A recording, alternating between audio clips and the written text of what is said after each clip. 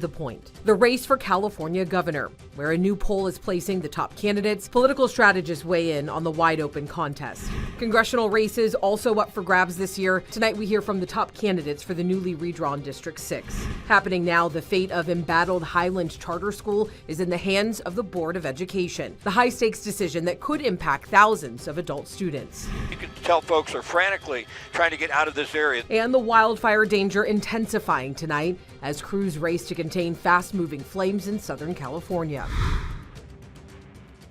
Well, we are now just 2 weeks away from the June primary election. As always, thank you so much for joining us on To The Point. I'm Alex Bell. In tonight's show, we are looking at congressional seats that are up for grabs, including several redrawn districts following Proposition 50 passing. But first, let's get into the race for governor. It is still a wide open race with many voters still undecided.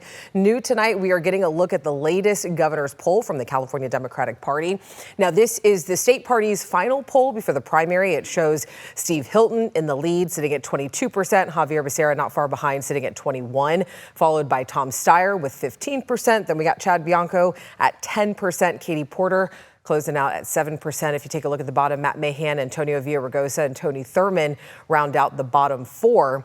13% of voters, though, are still undecided. Now, to help us break down the crowded governor's race and also what to watch for in the June primary election, we are joined by two very special guests tonight. We have Republican strategist Nick Merman and, of course, Democratic strategist Andrew Acosta. Thank you both so much for being here. Obviously, a lot going on in this race. I do want to start with that latest poll that we just showed you from the California Democratic Party, showing Hilton leading, Becerra not far behind. Nick, let me start with you first. What do you think that this says about what voters are looking for right now? And where does that really leave Tom Steyer, who's polling a close, third place right behind those two? Well, Becerra is leading for two main reasons. One, he's not just a blank slate. He's one of those magical mirrors where you look at it and you see what you want to see. And that's what the institutional players in California politics are really looking for. Someone that they can try to do business with. It's a little bit pliable. The main reason he's leading, though, is not because of who he is, but because of who he isn't. And he isn't Tom Steyer. He isn't playing a democratic socialist who wants to blow up the system. And Tom's biggest problem is he's not a very likable guy. He is a hedge fund manager, and as someone who has spent time around hedge fund people, I can tell you they're generally not likable. He spent almost $200 million. He's reached his ceiling at about 15%. And if he really wants to make moves and give me points on his next buy, I would tell him to his face, it's time to get out of your own advertisements. Nick, thank you. Andrew, what are your thoughts on this? Yeah, I think he's a little oversaturated. He's hanging around. Democratic voters they saw what happened with Swalwell. They got very concerned. Now they're trying to find a safe place to land. What you see is where the vote for Becerra is, and the vote for Mahan and Porter has dropped.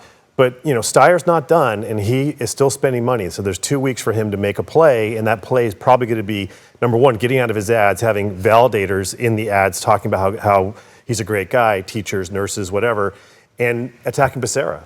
So I don't know if it's done. There's still, there's quite a few people who have voted according to this poll, but there's a large, enough of it undecided that there could be some shifts going into this. Well, Andrew, speaking of the undecided, let me ask you, could low enthusiasm actually shape this race? Sometimes it's not the most motivated voters or not necessarily the biggest, voting bloc that could determine a race. Yeah, Democrats are very concerned about, two things. One, making the wrong choice for governor, and two, having two Republicans box Democrats out, which doesn't seem to be happening now. But 8 years ago, we had 8 million voters show up in a primary for Gavin Newsom. It was the largest gubernatorial primary turnout ever, but it was 37% of the vote. Now, that was 19 million voters total. We have 22 million. 37% of the vote will be a little bit more than last time, but it's not going to be amazing turnout. So it's going to be a low turnout primary election. So there still could be some twists and turns, but clearly people aren't super excited about any candidate. Yeah, Nick, that was actually my next question to you, is when you see low voter ballots being returned, is this a bigger concern that voters really feel disconnected on whether or not government can truly, change or impact their daily lives in any way? I don't think this has to do much with voter apathy in government. I mean, voter apathy in government and the disillusionment with what government can do for them has been low for 15, 20 years. This is really a reflection of what people actually think about the people who are running. the enthusiasm in the candidates. This is not the greatest Democratic list of candidates that California Democrats could have put out for voters. It's a bunch of also-rans and people that really just aren't exciting the Democratic base. Yeah. Thank you both. I know there's so many more questions we want to get to. Unfortunately, we are out of time, but thank you both for being here. I also want to mention that if you want to hear more directly from the candidates, streaming now on the free ABC 10 TV streaming app, I sat down with the leading candidates in the governor's race to ask them about their vision for the state's future. To watch those interviews, look for California governor race on the home screen. You will definitely see it right there. All right, happening live right now. This is a live look at the Sacramento County Election Office of Education, switching gears here, where the County Board of Education is meeting tonight to decide whether to uphold or overturn the revocation of Highlands Community Charter School. It's one of California's largest adult charter school systems, and the appeal comes months after the Twin Rivers School Board voted to revoke Highlands Charter following an ABC 10 investigation and a state audit that found that the school improperly received more than $180 million taxpayer dollars. The investigation also uncovered uncredentialed teachers, unapproved campuses, and public money spent on luxury trips and gifts. In a previous statement, Twin Rivers said Highlands failed to fully remedy material violations, fiscal mismanagement, and violations of law. Highlands argues new leadership has made major reforms. Executive Director Jonathan Raymond said in part, over the past year, we have made tremendous progress to right this ship, adding the school students have nowhere else to go to get the support they need. We will have complete coverage from tonight's high-stakes meeting at 11 on Late News Tonight at 11. And you can stream now on the ABC 10 app, The Wild West of Education, our years-long investigation into Highlands Community Charter and Technical Schools. Watch it on the home screen of the ABC 10 app. All right, stay with us. Coming up, thousands evacuated where the firefight stands in Southern California tonight. And then those congressional races, they're all on the ballot this year. Coming up, we're going to dive deeper into the candidates running in District 6. We were back in the 90s today, and we're going to be even warmer the next couple of days. 90s pretty much the rest of this work week. But when we get to the weekend, we're back near seasonal. I've got a full look at the forecast after the break. Tonight, 17,000 residents are under mandatory evacuation orders as fire crews continue to battle wildfire out in Ventura County. The Sandy fire started yesterday morning in Simi Valley and now has grown more than 1,600 acres and is 5% contained. According to CAL FIRE, 7 structures have been destroyed. But bringing things back here to Sacramento, let's get things over to meteorologist Brenda Minchef. Pretty warm day, but thankfully I could say the winds died down. My hair wasn't crazy flying everywhere coming into work. But it looks like it's still going to be warm for the rest of the week, right? Yeah, definitely still warm. In fact, warmer than even where we were today. And we were at 90 in the capital city this afternoon. 89 Stockton, 88 in Modesto, 90 Vacaville and Fairfield, 75 in Placerville, 66 in Truckee, and 62 in Tahoe. Warmer than normal, and just the third time so far this year that we've been at least 90 degrees. Of course, the warmest day, 94 degrees. But again, just 3 days so far in the 90s. We're going to add some more days, though. Really, the next 3, Wednesday, Thursday, and Friday, all expected to be well into the 90s. 88 in Sacramento right now, 87 in Stockton, 87 Modesto, 75 in Placerville, 59 Tahoe, and 64 up in Truckee. 88 degrees as we look towards downtown Sacramento. 5 degrees warmer than this time yesterday, and the winds. We've still got a bit of a northerly component on these winds. It's not a real onshore wind, so winds coming down the valley less than 10 miles per hour right now, which is why there's no real fire risk associated with these north winds. It's just a bit of a breeze. Temperatures, though, will be warmer because of it. So still in the 70s as we go towards about 10 o'clock, then finally into the 60s as we work towards midnight. We'll start off in those mid to upper 50s in the valley Wednesday morning, 56 in Sacramento, 56 Vacaville, 55 in Fairfield, 58 Stockton, 58 in Modesto, 52 in Angels Camp, 59 Placerville, and 30s in the high country. A mild start in the valley. Wednesday afternoon, warmer than where we were today. I've got 93 in Sacramento, 94 Stockton, 95 in Modesto, 95 Colusa, 92 in Marysville, some mid 80s even in the foothills, 84 in Sonora, 86 in Jackson, 71 in Truckee. So a hot afternoon. The peak of the heat likely on Thursday when we're in those mid to upper 90s across the valley. Still in the 90s on Friday. But as we get into the weekend, temperatures coming back down into those mid 80s. And the reason for that is, well, we're not really looking at a high pressure sitting overhead. In fact, that high scoots a bit off to the west. We've got another one moving to our east. And this model here, the European, is bringing a weak system down towards the end of May. Could bring us a bit of north winds, maybe some cooler temps. But in general, we're going to be very quiet and very seasonal. So high pressure dominates the next few days, but as we go into the weekend and that high pressure scoots west, well, we're very seasonal. Our average highs are in those low 80s and our forecast highs in the mid to upper 80s, basically from this long weekend through most of next week. Alex? All right, Brendan, thank you. And don't forget, our ABC 10 Weather Impact team is always here for you 24/7. To get the latest conditions anytime, check out our 24/7 radar on our free streaming app. If you scan that QR code on your screen, you'll find some easy instructions to download the ABC 10 app wherever you watch our station. All right, after the break, congressional seats are up for grabs this year. Coming up, ABC 10's Jeannie Nguyen is taking a closer look at the top candidates running in District 6.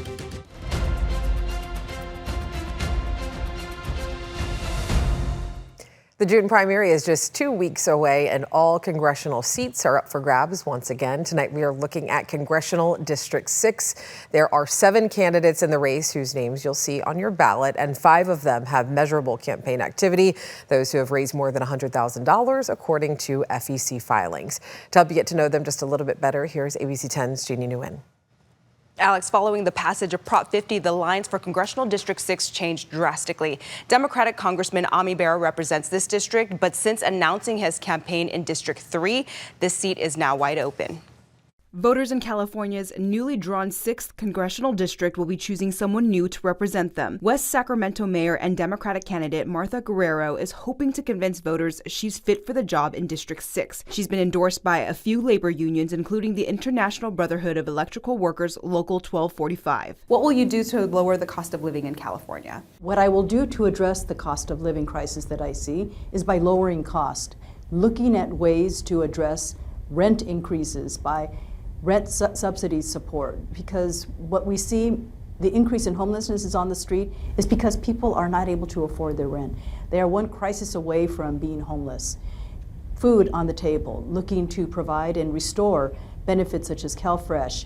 Those benefits do lower the cost for everybody. Sacramento County District Attorney and Democrat Tin Ho is looking to take his job from the courtroom to Congress. He believes his plan will help Californians save money. In Congress, I will fight to restore the subsidies for the Affordable Care Act. I will fight to make sure that we have a safety net for the most vulnerable among us with Medicaid, Medicare, and food stamps. And I want to make sure that we also reduce taxes for working families and also for our small businesses, because our small businesses are the backbone of our economy so that they can expand, that they can hire other people. Dr. Richard Pan is a pediatrician and a former California state legislator. He believes affordability starts with health and housing. We have $11 insulin here in the state of California thanks to legislation that I authored.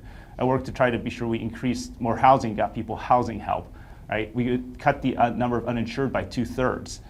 That's the kind of results people want to see. So I'm going to continue to work in Congress to do what we can to bring down prices. Congressman Kevin Kiley currently represents District 3 and won that seat as a Republican. Following Prop 50, he launched his campaign for the newly redrawn District 6 and changed his party to independent. He's hoping his time in Congress will prove to voters he's worth voting for. I've introduced legislation to make it so California has to lower its gas tax. I think that we pay far too much for gas in California. We have the highest gas tax in the country, and my legislation would give Californians immediate relief. But then I'm also fighting against policies in Washington, D.C. that raise the cost of living.